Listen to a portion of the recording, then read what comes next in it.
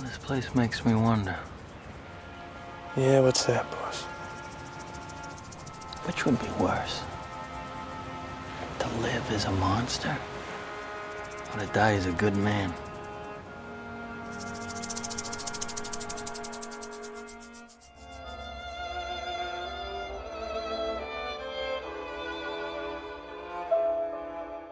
My introduction to Shutter Island began at a bookstore. I remember being at a Barnes & Noble back in 2009 and seeing a poster for Shutter Island. It had that iconic picture of Leonardo DiCaprio saying that a movie for the novel was coming out in the next few months. The movie, though very similar to its source material, is slightly different in its ending.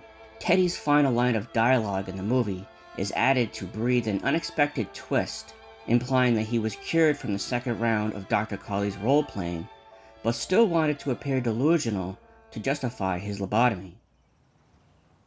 Which would be worse? To live as a monster? Or to die as a good man? In the novel, he just relapses into his delusion again. As much as I respect Lehane's ending, I must admit I like the movie's ending far better. It still allows for Teddy's surface-level relapse to happen, but his willful allowance into his lobotomized fate brings a far worse element of sadness and tragedy to his character than Lehane's novel.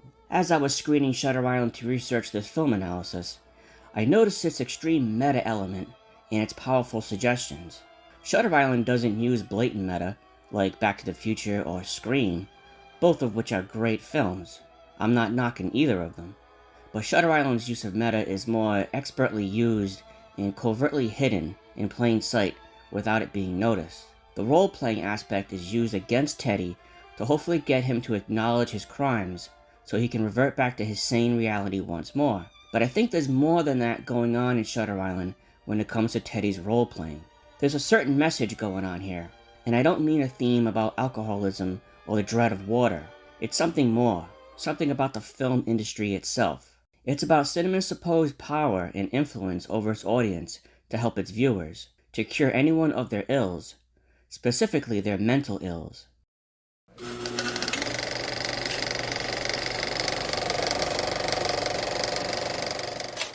In this video, I'll discuss how Hollywood credits itself as the savior for its audience in need of mental stability, and how Shutter Island uses meta to promote Hollywood's positive reputation.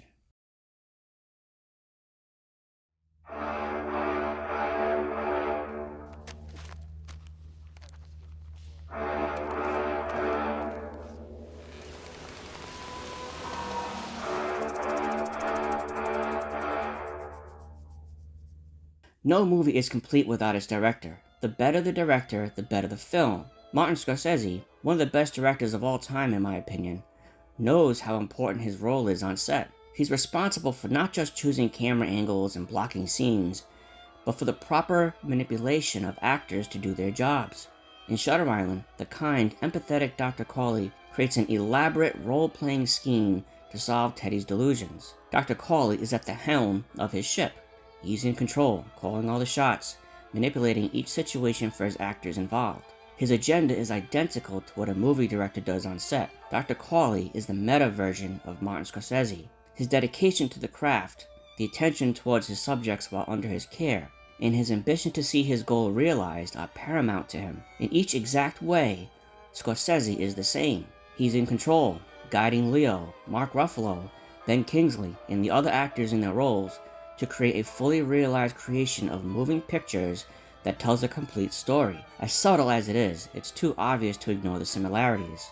And we get an insight into what Scorsese, and by extension, Hollywood's intentions are regarding storytelling. Dr. Cawley twice references the harsh treatment of past mental patients, implying the ridiculous methods of previous doctors.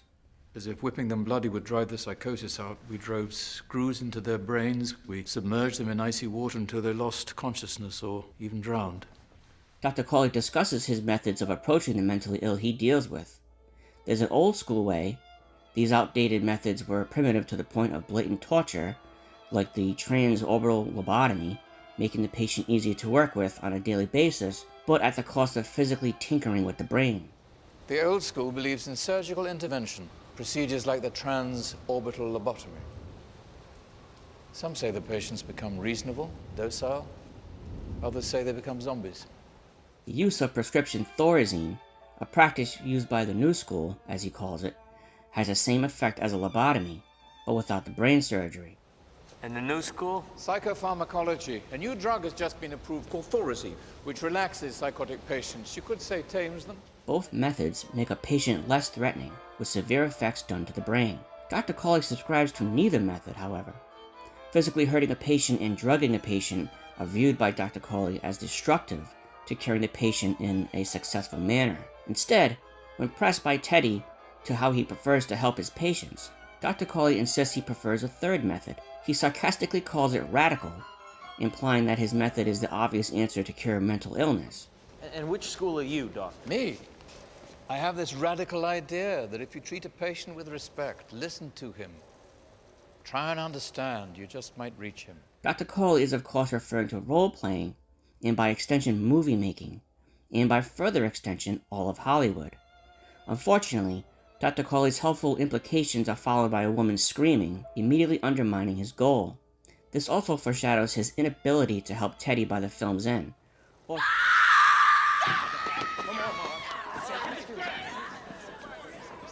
These patients. Even these. Dr. Cawley's intentions are, beginning with Teddy, to help his patients confront their demons by using the world of role-playing that acting provides. Like I said before, Shutter Island is a movie about movies helping others. It isn't just meta for the sake of quick realization, like how most meta is used. It uses the meta on a far grander level to subliminally reveal to its viewers that the cures for mentally ill people only rest in the gift of acting and filmmaking. The message by the end is clever. It provides a different message to Dr. Cawley and a different message to the viewers who followed Teddy on his journey. To Dr. Cawley, his role-playing scheme failed because he thinks Teddy relapsed into his delusion again. For the audience watching Teddy discover his revelations and become cured of his delusions, we understand that the role-playing worked. However, Teddy, rotten with guilt from now being freed from his delusions and facing his horrible actions of killing his wife for killing their children, pretends that he relapsed into his delusional world again.